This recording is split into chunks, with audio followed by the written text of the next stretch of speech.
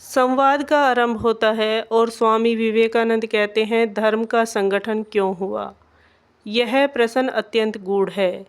साधारण मनुष्य का मन अस्थिर है।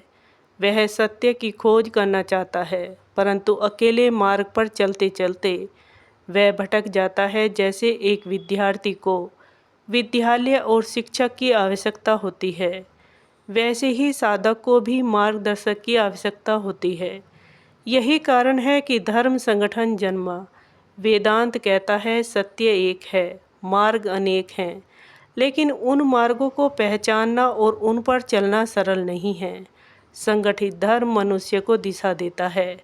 वह उसे बताता है, जीवन का उद्देश्य केवल भोजन, वस्त्र और निवास नहीं है, बल्कि आत्मा का उत्थान है और परमात्मा का साक्षात्कार है। संगठन उसे अनुशासन देता है, नियम देता है और साधक को गिरने से बचाता है। यदि कोई कहे हर व्यक्ति स्वयं खोजे, तो क्या सब सक्षम है? नहीं, अधिकांश लोग अपने भीतर झांकने से डरते हैं।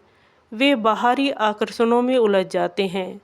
धर्म की संस्था उन्हें बार बार स्मरण कराती है कि जीवन क्षणभंगुर है और सच्ची खोज भीतर की है।